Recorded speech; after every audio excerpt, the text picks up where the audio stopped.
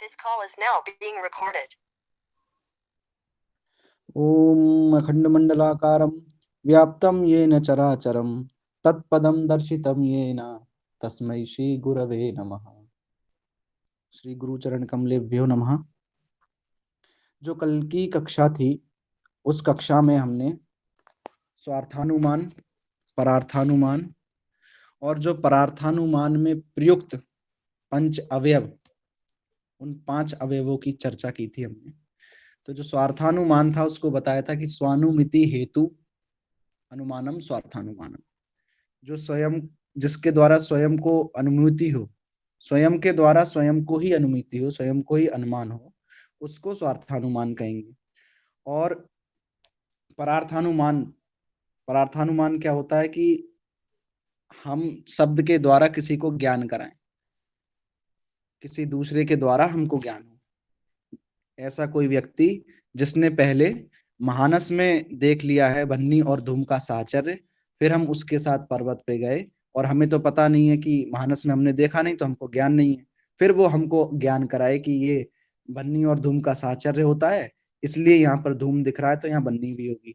ठीक है, तो ऐसा जो अनुमान है उसको परार्थानुमान बताया था कल की कक्षा में।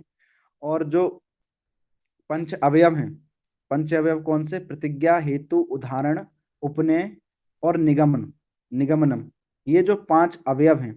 प्रतिज्ञा मतलब कि प्रथम वाक्य जो यहाँ पे कह रहे हैं प्रतिज्ञा का कि पर्वतो भन्निमान,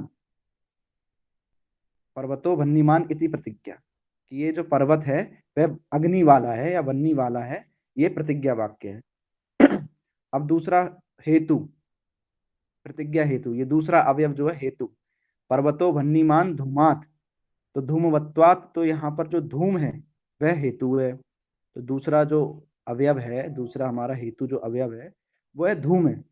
ठीक है, अब उदाहरण क्या होगा कि यो यो धूमवान, कि जो धूम वाला है, सा सा अग्निमान, वह अग्नि वाला भी है, कि जो धूम वाला है वह अग्नि वाला भी है। यथा महानसम, जैसे कि महानस में, इत्युदाहरण, ये उदाहरण है कि जो धूम वाला है वह अग्नि वाला है। तो कहाँ देखा? तो महानस में, ये उदाहरण है। ठीक है, तथा च अयम इति, उसी तरह से ये पर्वत भी धूम वाला है।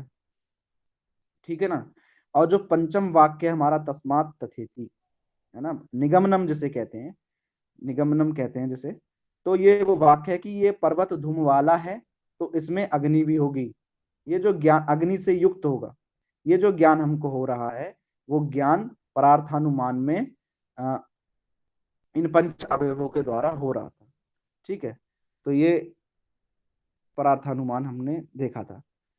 आज की जो चर्चा है वो क्रम प्राप्त पे लिंग परामर्श क्या होता है, लिंग परामर्श करणत्वम, उसके बारे में चर्चा करेंगे। तो कह रहे हैं कि स्वार्थानुमिति परार्थानुमित्यो लिंग परामर्शा एव करणम तस्मात् लिंग परामर्शो अनुमानम, कि स्वार्थानुमिति और परार्थानुमिति इन दोनों का लिंग परामर्शीकरण होता है। कैसे होता है उसको देखिए कि स्वार्थानुमान और परार्थानुमान, इन दोनों में कर्ण लिंग परामर्श है। जब तक आपको धूम का ज्ञान नहीं होगा तब तक आपको बन्नी और धूम का जो साहचर्य है उस नियम का पता नहीं लगेगा। ठीक है, और जब तक साहचर्य नियम का आपको ज्ञान नहीं होगा, जब तक साहचर्य नियम का आपको पता नहीं चलेगा तब तक आपको परामर्श नहीं होगा। ठीक है, तो इसीलिए, है ना, तो हमको जब ये ज्ञान होता है कि धूम का ज्ञान होता है तभी हमको वन्नी और धूम का साहचर्य होता है। जब आपको धूम पता लगेगा कि मानस में धूम देखा तो ये साहचर्य नियम हमको देखा, इसलिए हमको पहले साहचर्य नियम ज्ञात हुआ, उसके बाद परामर्श हुआ। परामर्श मतलब कि वन्नी व्याप्य धूमवान अयम पर्वत। परामर्श की जब चर्चा कही थी हमने तो हमने परामर्श का स्वरूप बताया था आपको कि परामर्श का क्या स्वरूप था कि साध्य व्याप्य धूमवान अयम पक्षा, तो पर्वतो वन्नीमान धूमात, यहाँ पर साध्य वन्नी है तो वन्नी व्याप्य, हेतुमान कहा स्वरूप में तो हेतु धूम है, तो हे धूमवान, अयम पक्ष, पक्ष पर्वत है तो अयम पर्वतः। ऐसा ये जो है, ये जो ज्ञान हमको हो रहा है वह जो ज्ञान है स्वार्थानुमान और परार्थानुमान के माध्यम से जो ज्ञान होता है, उसमें दोनों में करण है, उन दोनों में करण है। मतलब स्वार्थानुमिति तथा परार्थानुमिति में भी ये जो लिंग परामर्श हुआ है, यहाँ पर परामर्श हुआ, वह स्वार्थानुमान में भी करण है और परार्थानुमान में भी करण है। ठीक है, अब दीपिका को देखते हैं कि तर्क संग्रह दीपिका को कह रहे हैं अनुमिति करणम याह, अनुमिति करणम आह स्वार्थेति। अब जो अनुमिति के करण को बता रहे हैं कि स्वार्थेति, कि स्वार्थानुमिति, परार्थानुमित्यो, स्वार्थानुमान और परार्थानुमान।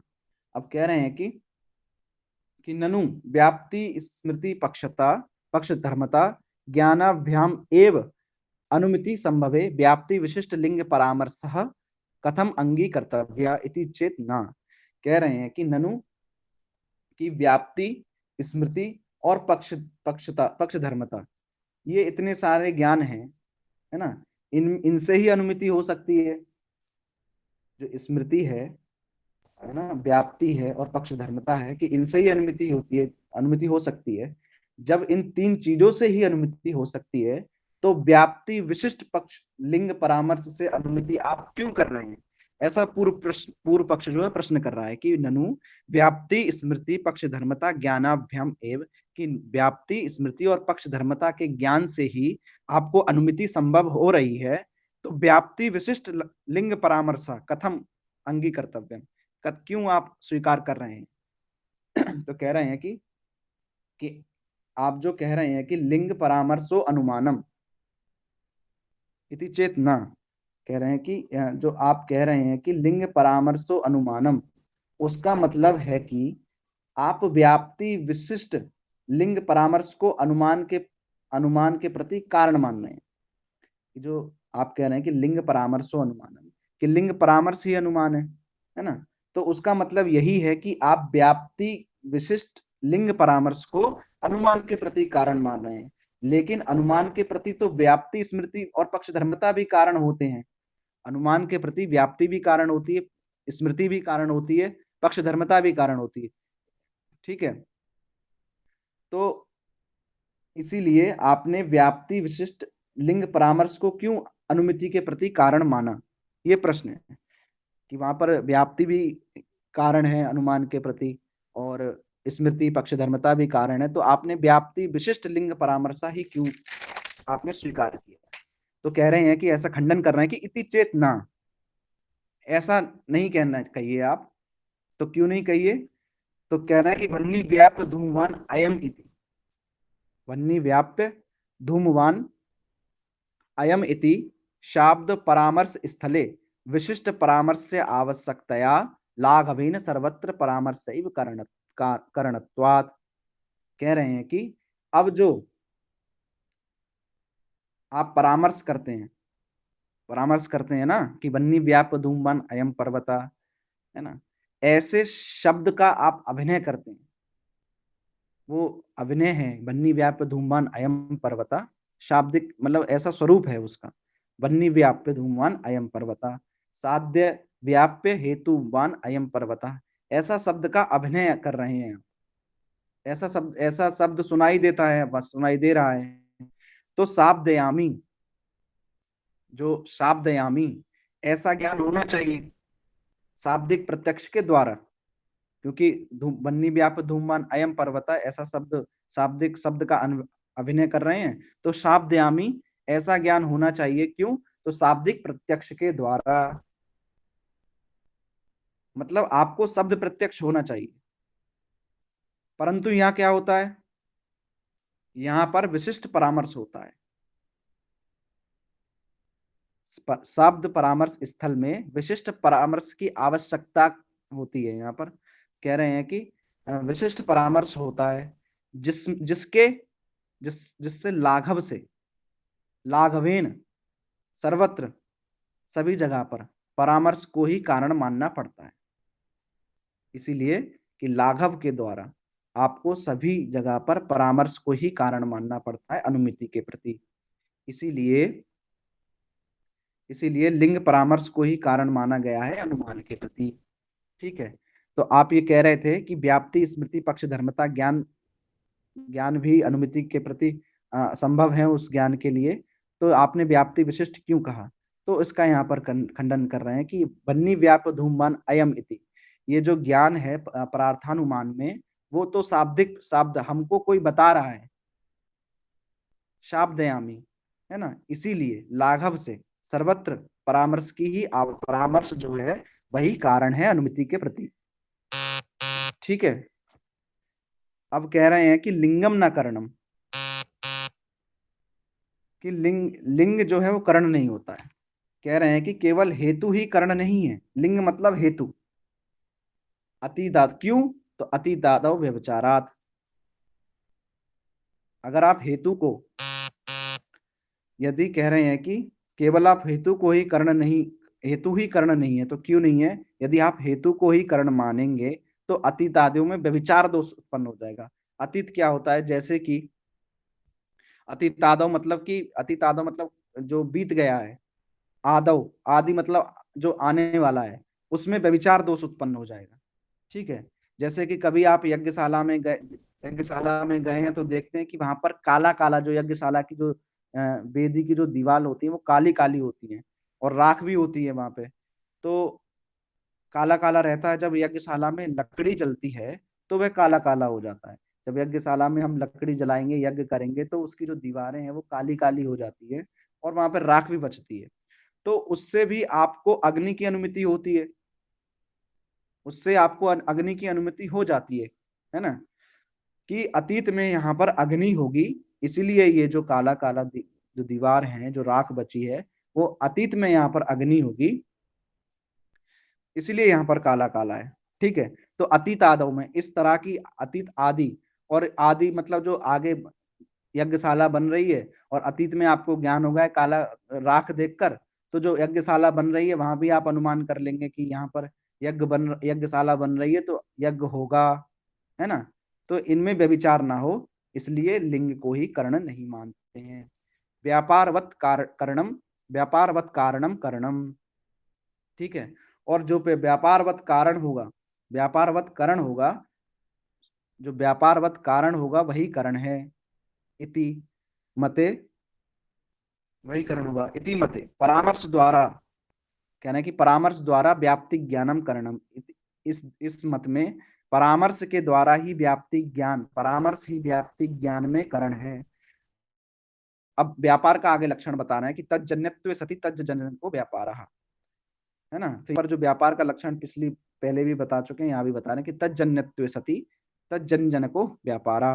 अनुमानम अनुमान को अब छोटा करके बता रहे हैं, उसका उपसंहार बता रहे हैं। अनुमानम उपसंहरति तस्माद इति, कि बता रहे हैं कि अनुमान का उपसंहार करना कि तस्मात इति, कि तस्माद इति मतलब लिंग परामर्शो अनुमानम, कि वही लिंग जो है, लिंग परामर्श ही अनुमान है। लिंग मतलब हेतु, हेतु जो है वही परामर्श है। ठीक है, अब पदकृत्य में चलते हैं कि कह रहे हैं कि लिंगेति ज्ञायमानम लिंगम अनुमिति करणम इति वृद्धो युक्तम न युक्तम। कह रहे हैं कि, अब कह रहे हैं कि ज्ञायमान लिंग को अनुमिति के प्रति कारण मानते हैं। पूर्व पक्ष कह रहे हैं कि जो ज्ञायमान लिंग है उसको ही अनुमिति के प्रति कारण मानते हैं। कुछ लोगों ने कहा है, प्राचीन जो वृद्ध लोग हैं उन्होंने कहा है कि ज्ञायमान लिंगम अनुमिति करणम, मतलब जो ज्ञायमान जो लिंग है वह अनुमिति के प्रति कारण है। ज्ञायमान, ज्ञायमान लिंग मतलब कि जो पहले से ही ज्ञात हो। ठीक है, जिसका हमको दर्शन पहले, ज्ञायमान मतलब जो हमको दिखाई दे रहा है, ज्ञात हो चुका है। ठीक है, उसको ज्ञायमान कहेंगे। और वो जो हेतु है, ज्ञात हुआ जो हेतु है, वो अनुमिति के प्रति कारण मानते हैं। वो अनुमिति के प्रति क्यों कारण मानते हैं? तो अनुमिति के प्रति कारण मानते हैं क्यों? जो ऐसे वृद्ध लोग हैं वो कारण मानते हैं, तो वृद्धों उत्तम, वो ठीक नहीं है।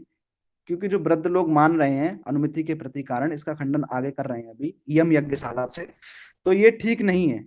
कह रहे हैं कि इयम यज्ञशाला वन्नीमति, कह रहे हैं कि यम यज्ञशाला वन्नीमति अतीत धूमाद इत्यादौ लिंग अभावे अपि अनुमिति दर्शनात् इति अभिप्रायवान लिंग परामर्शा एव करणम इत्याश्चे लिंग परामर्श एवेति। कह रहे हैं कि ज्ञायमान लिंग मतलब जो दिख रहा है, जिसका प्रत्यक्ष हो रहा है, हमको हो चुका है प्रत्यक्ष, है ना, ऐसा जो मानते हैं उनके द्वारा ही, मतलब उसके द्वारा ही हमको ज्ञान होगा, हमें अनुमति होगी। ज्ञायमान का मतलब क्या होता है कि यहाँ पर जो दिख रहा है, जैसे यज्ञशाला में, इयम यज्ञशाला में, है ना, इयम यज्ञशाला बन्नीमति, यदि आप बन्नी को ही अनुमति, इयम यज्ञशाला बन्नीमति मतलब यज्ञशाला में गए, आपने बन्नी को देखा, ठीक है, और बन्नी को देखकर आपने अनुमान लगा लिया। यदि आप बन्नी को ही अनुमति के प्रति कारण मानोगे तो ज्ञायमान लिंग को ही कारण मानोगे तो अनुमति के प्रति, तो फिर आप अतीत यहाँ पर तो आपको बन्नी दिख गई, परंतु जो अतीत में जो यज्ञशाला में जो हवन यज्ञ आदि क्रियाएं हो चुकी हैं, वहां पर तो वहां पे राख है, हवन हो चुका है, तो लकड़ी जल गई, राख है और धुआं भी नहीं है, क्योंकि काला काला दीवारें दिखती हैं वहां पे, तो वहां पर आप बन्नी नहीं है, तो कैसे आप वहां पे अनुमान करोगे। बता रहे हैं कि अनुमिति के प्रति यदि आप बन्नी को कारण मानेंगे तो अतीत में यज्ञशाला में जब, अथवा मतलब कि राख अथवा धुएं के कारण जो काला काला हो जाता है दीवारें, तो उसको देखकर आपको बन्नी की अनुमति हो जाएगी, लेकिन यज्ञशाला बनने की अनुमति हो जाती है देखकर उस राग को, वहां पे कह रहे हैं। लेकिन यदि यज्ञशाला बना रहे हैं आदि मतलब भविष्य में बना रहे हैं, तो उसको भी देखकर आप अनुमान लगा लेते हैं। वो कैसे लगाते हैं, है ना, कि यहाँ बन्नी होगी, लिंग तो नहीं है वहां पर, बन्नी तो है नहीं वहां तो आपने जो स्मृति के आधार पर बता दिया कि राख है तो धुआं, बन्नी होगी तभी राख है, धुआं भी हो गया, ठीक है। परंतु जो यज्ञशाला बन रही है उसमें आप कैसे बता देंगे, ठीक है, यहाँ बन्नी होगी, लिंग तो है नहीं वहां पर, है ना लिंग लिंग नहीं है मतलब हेतु नहीं है, फिर भी अनुमति हो रही है, इसीलिए आप जो है वो ज्ञायमान लिंग को कारण नहीं मान सकते, अपितु लिंग ज्ञान को ही कारण मानिए। आप यहाँ पर ज्ञायमान लिंग को कारण नहीं मान सकते, अपितु लिंग ज्ञान को ही कारण मानिए। ये वृद्ध लोग बोलते हैं कि वृद्ध लोग बोलते हैं कि ज्ञायमान लिंग, जो ज्ञायमानम लिंग है वही अनुमति के प्रति कारण है, परंतु कारिकावली में भी इसका खंडन किया गया है। कैसे कि ज्ञायमानम लिंगम तु कर्णम नहीं, इस पंक्ति के द्वारा कहा गया है कि ज्ञायमानम लिंगम तु कर्णम नहीं, कि ज्ञायमान जो लिंग है, जो हेतु है, उसको हम कर्ण नहीं मान सकते। यदि आप ज्ञायमान लिंग को कर्ण मानोगे तो अतीत आदि में व्यभिचार दोष उत्पन्न हो जाता है, उस व्यभिचार दोष के वारण करने के लिए लिंग ज्ञान को हमको कारण मानना पड़ेगा, ठीक है। आगे कह रहे हैं कि अनुमानम उपसंहरति, अब अनुमान को बता रहे हैं कि तस्मात् इति, कि लिंग परामर्श को ही अनुमान कहते हैं। अनुमिति करणत्वाद इत्यर्था, कि अनुमिति करण को बता रहे हैं, अनुमान जो अनुमिति का जो करण है उसको अनुमान कहते हैं, ठीक है। अयमेव तृतीय ज्ञानम इति उच्यते, और यही जो है वो तृतीय परामर्श है, यही जो है वो तृतीय परामर्श है, तृतीय ज्ञान है, ठीक है।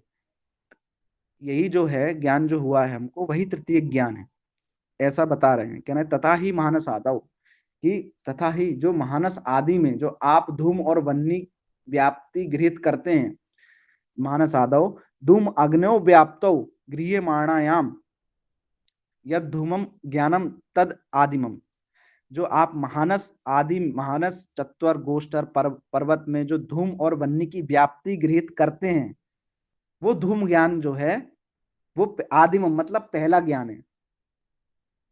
पक्षे यद ज्ञानम तद द्वितीयम, और जो पक्ष में जो ज्ञान है, पक्ष मतलब पर्वत धूम वाला है, ये जो ज्ञान है पर्वत में जो पक्ष पर्वतो वन्यमान धूमात में जो पक्ष पर्वत है, उसमें जो पर्वत धूम वाला ये ज्ञान हो रहा है, तद द्वितीयम वह दूसरा ज्ञान है ना। परंतु वन्नी व्याप धूमवान अयम पर्वत, जब ये ज्ञान हुआ कि वन्नी व्यापक है, धूम की वन्नी व्याप्य मतलब धूम में वन्नी व्याप्य है, वन्नी में धूम व्याप्य है, और ऐसा कौन है, पर्वत, ये जो ज्ञान हुआ वो तृतीय ज्ञान ऊपर बता दिया है। अत्रैव वन्नी व्यापत्वेन यद धूम ज्ञानम तृतीयम, और यहाँ वन्नी व्यापक है, धूम व्याप्य है, ठीक है।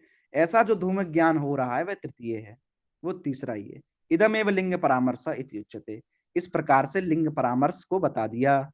अनुमानम इति, अनुमानम इति कि लिंग परामर्शो अनुमानम, यही जो लिंग परामर्श है वही अनुमान है। व्यापारवत कारणम करणम मते व्याप्ति ज्ञानम एव अनुमानम लिंग परामर्श व्यापारा इत्यवसेयम। कह रहे हैं कि जो व्यापारवत को ही कारण मानते हैं, मतलब परामर्श को ही कारण मानते हैं, उनके मत में व्याप्ति ज्ञान ही अनुमान होता है। उनके मत में करणम इति मते व्याप्ति ज्ञानम एव अनुमानम, उनके मत में व्याप्ति ज्ञान ही अनुमान होती है। लिंग परामर्शो व्यापारा, और लिंग परामर्श जो है वही व्यापार होता है। इत्यवसेयम, इसको स्वीकार करना चाहिए। ठीक है।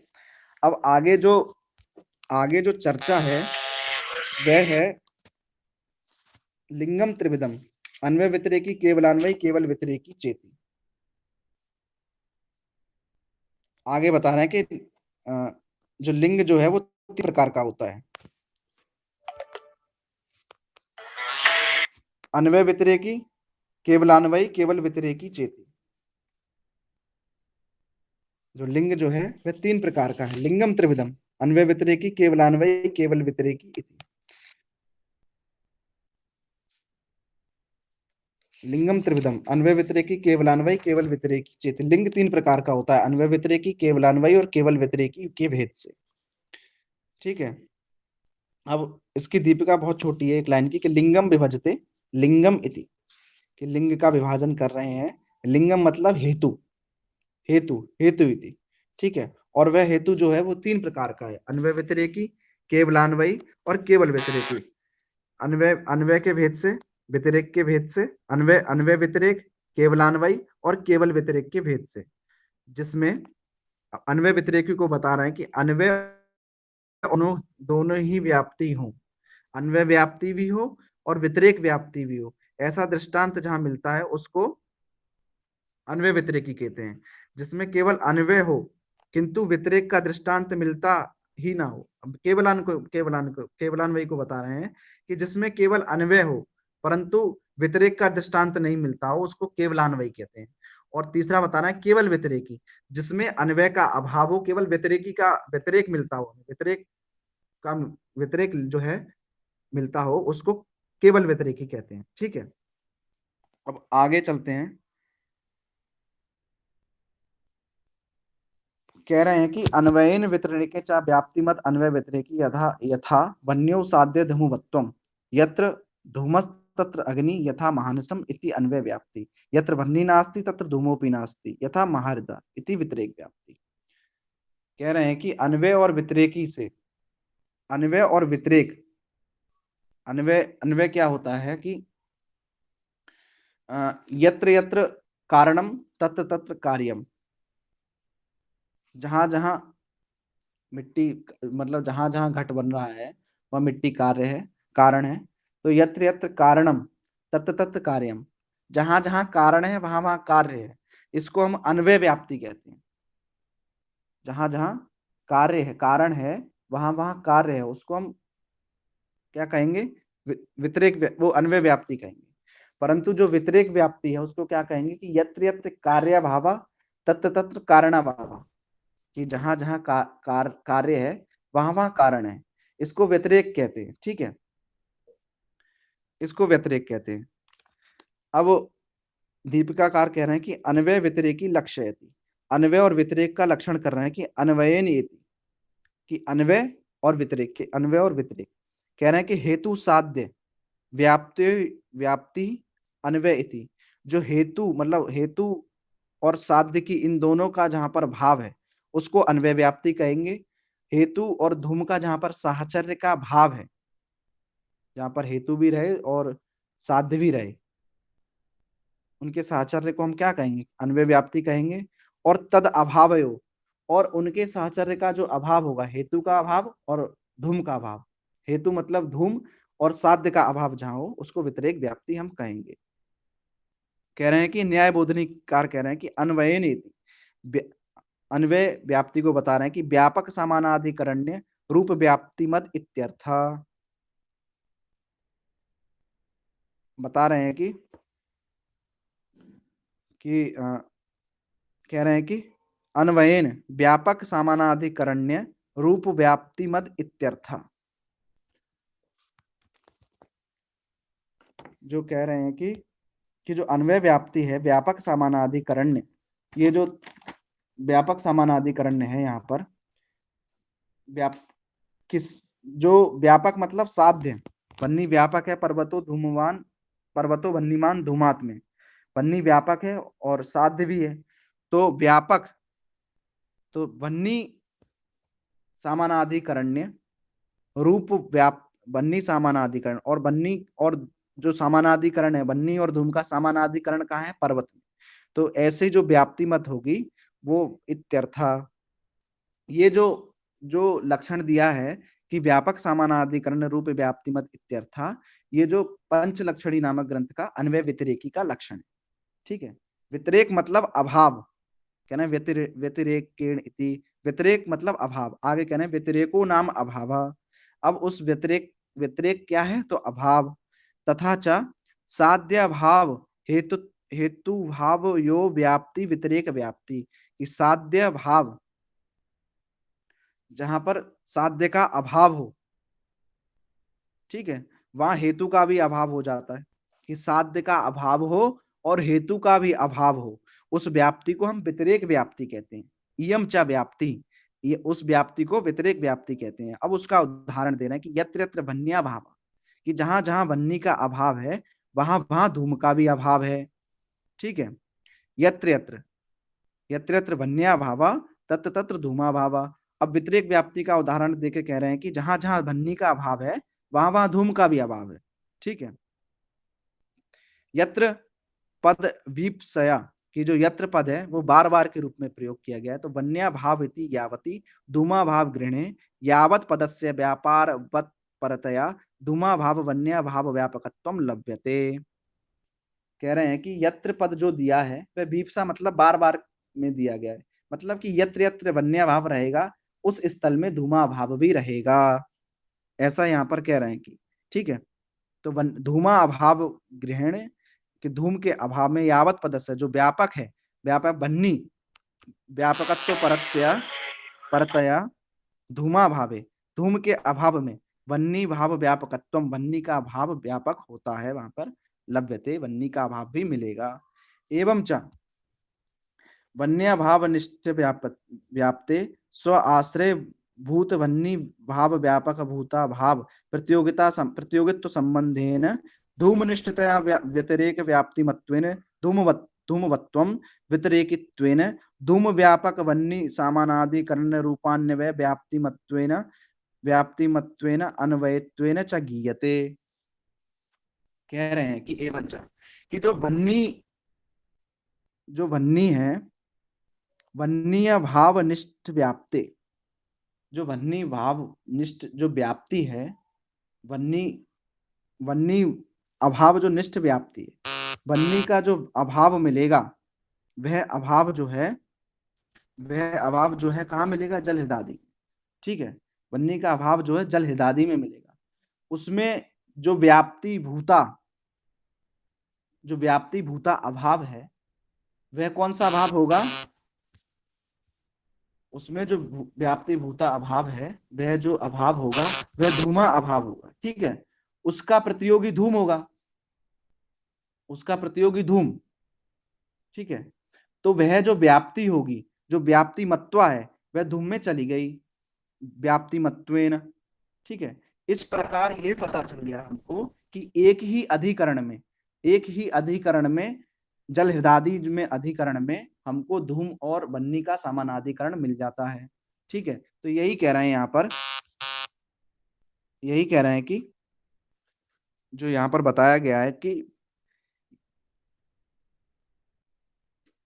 एवं च वन्या भाव निष्ठ व्याप्ते, कि जो वन्नी अभाव निष्ठ में जो व्याप्ति है, स्व आश्रय भूत वन्या भाव व्यापकी भूता प्रतियोगित्व संबंधेन धूम निष्ठतया व्यतिरेक व्याप्तिमत्वेन धूमवत्वम व्यतिरेकत्वेन धूम व्यापक वन्नी समानाधिकरण्यम रूपान्वय व्याप्तिमत्वेन अन्वयत्वेन च गीयते।